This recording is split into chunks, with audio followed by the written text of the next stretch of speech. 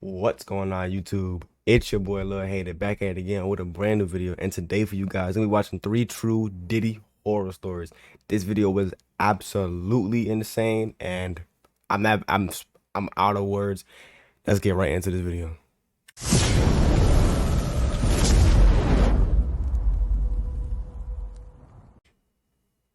All right, let's do it. The night had started like any other. Cassie's penthouse was dripping with luxury, with floor-to-ceiling windows framing a glittering Los Angeles' skyline. Soft music, laughter, and the clinking of champagne glasses filled the air. I stood near the bar, sipping my drink, and watching the city lights twinkle. This was the life I thought I wanted, a designer in Sean Diddy Combs' world. But even in moments of triumph, I walked around with a quiet unease. Diddy's charm could turn on a dime, his smiles masking something darker.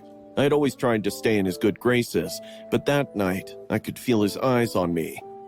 "Banna!" His booming voice cut through the room.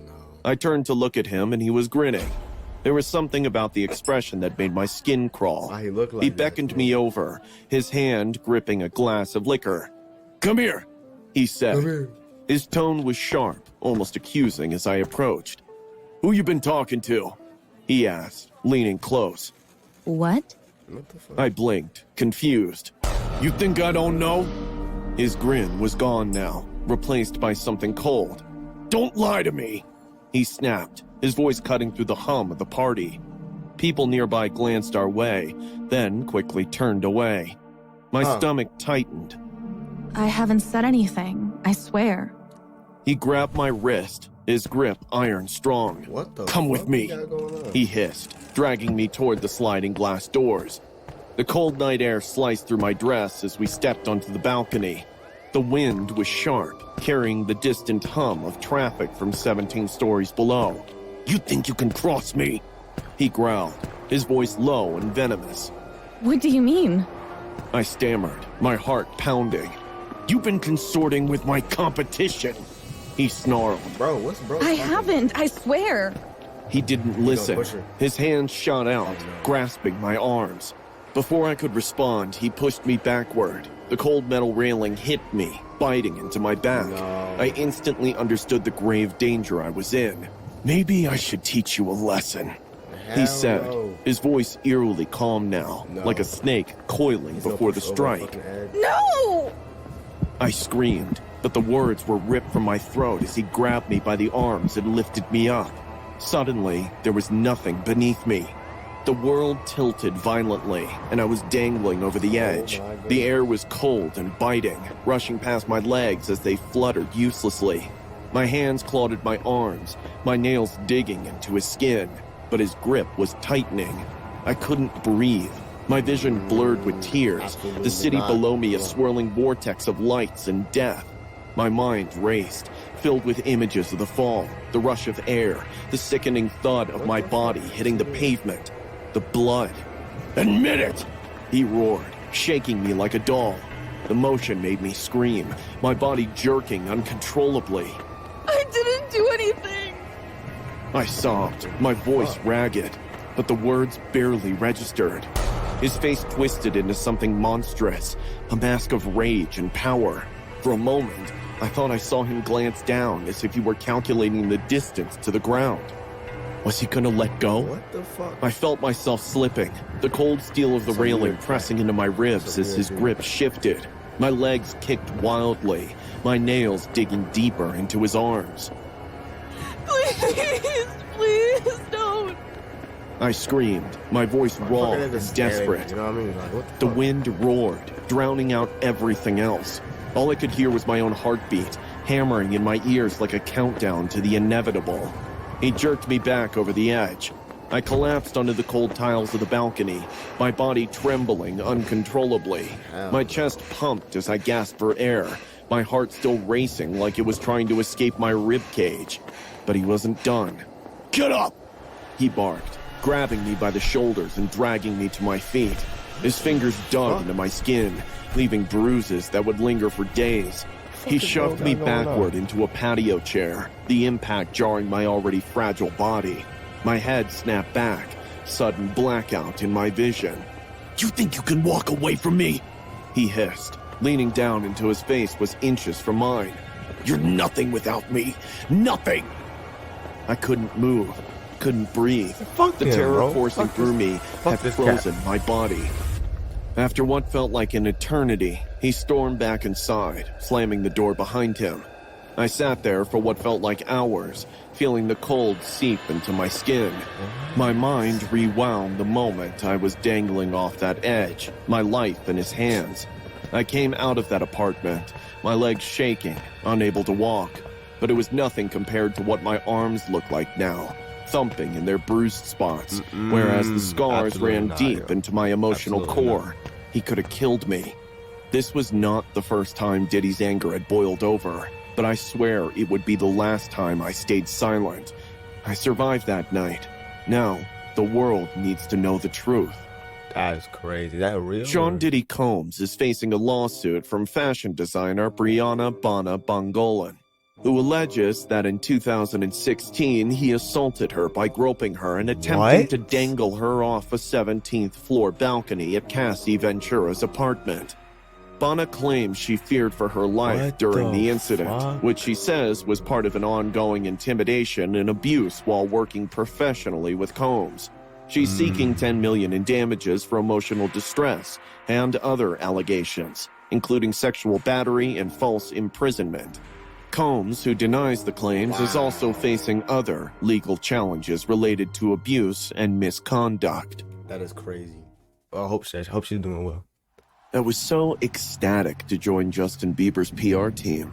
At just 15 years old, Justin was already breaking records at every turn.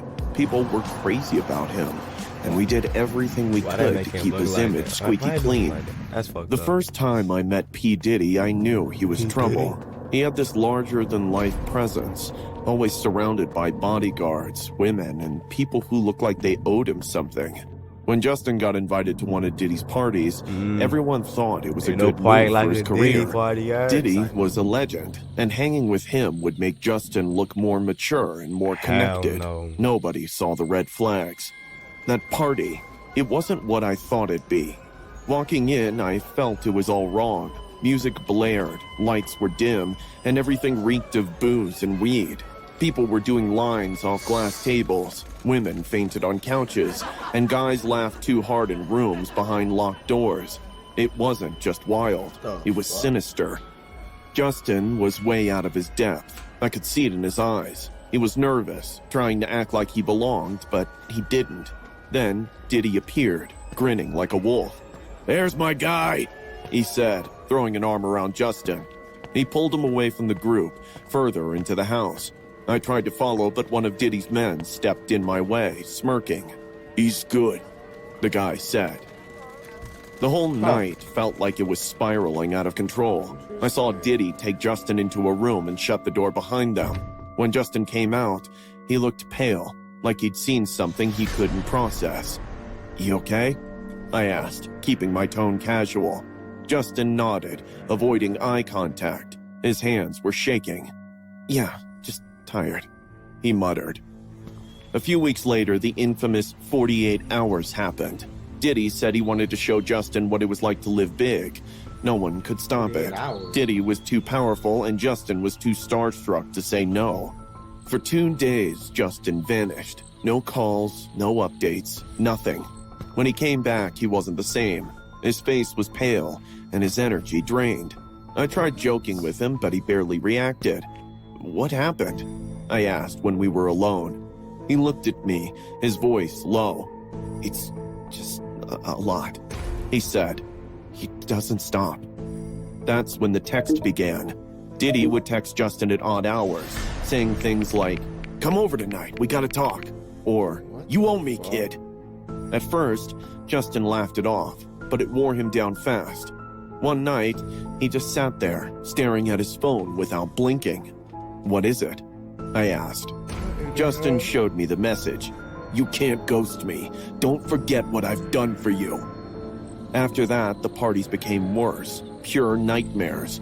I saw women and men barely conscious, being carried upstairs, men disappearing into locked rooms with people who looked terrified.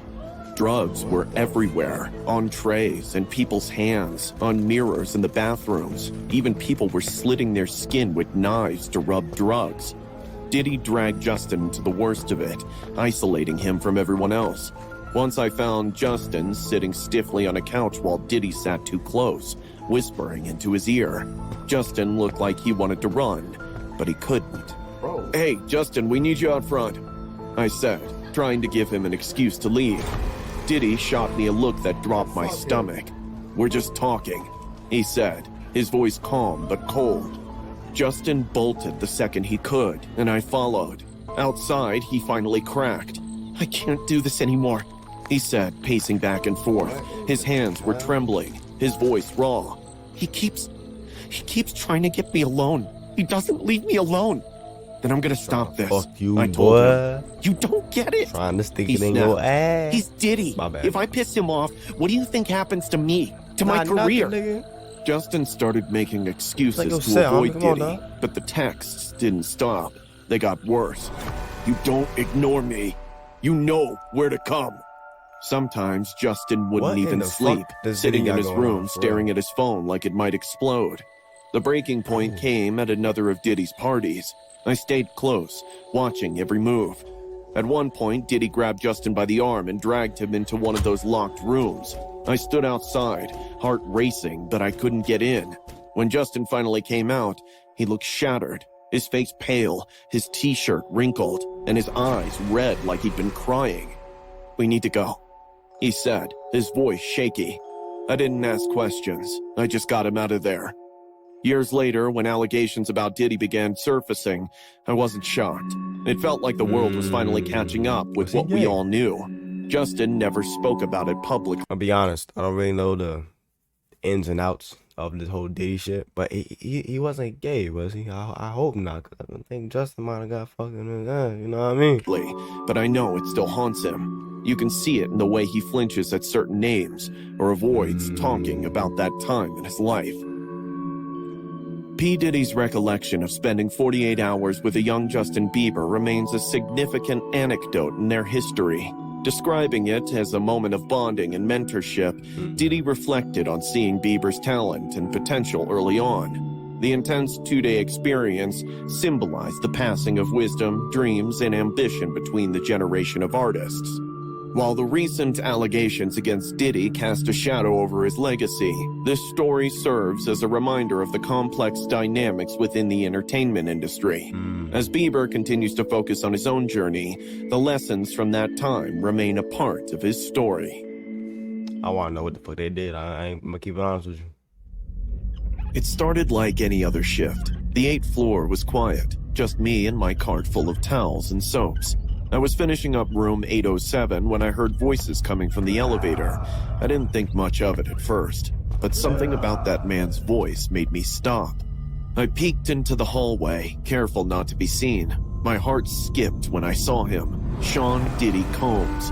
He was pacing near the elevator, his face twisted with What in anger. the fuck? Beside him was Cassie Ventura. She looked tense, her arms crossed tightly, her eyes darting toward the elevator like she wanted to run. "You think I'm stupid?"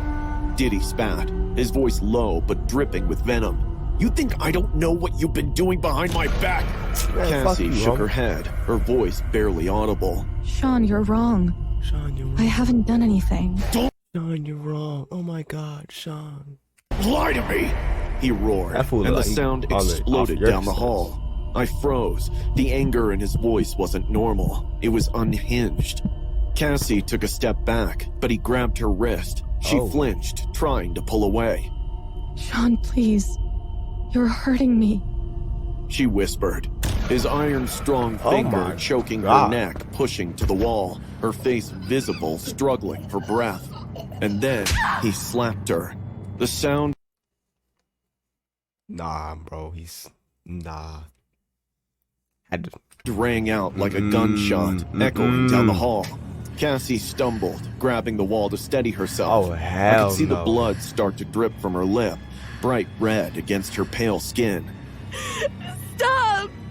She cried, but he wasn't listening. Oh, "You hell think you can make no. a fool out of me? You think you can cheat on me?"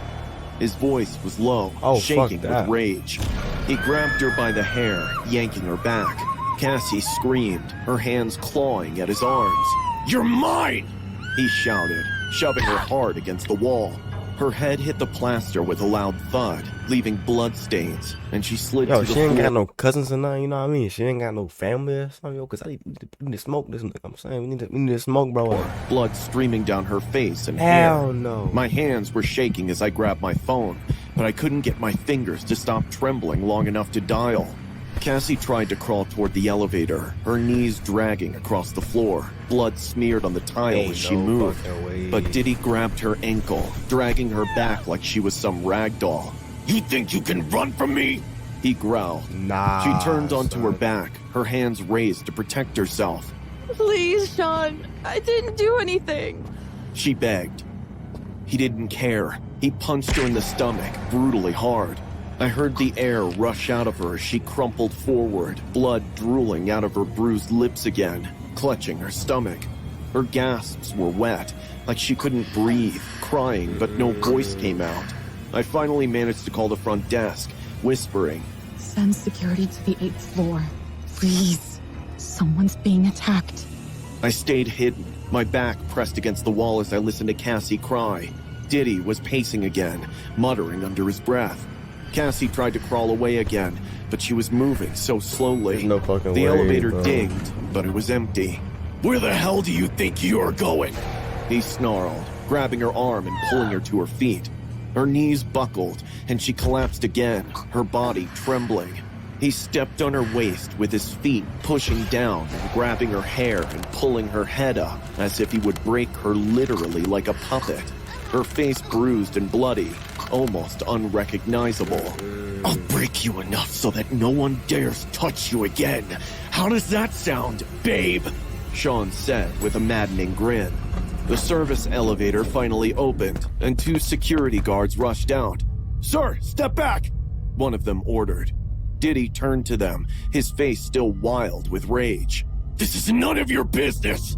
he barked. "It is now!" one of the guards said. Cassie was shaking as she clung to the What other guard, in her face the- swollen and streaked with blood. Diddy glared at her, his voice low and dangerous. "You'll regret this," he said, his tone dripping with menace. The guards escorted him to the service elevator, but his words hung in the air, heavy and threatening. I stayed hidden until they were gone. When I stepped into the hallway, my legs felt like jelly. The floor was smeared with blood, and the silence felt suffocating. I'll never forget that night.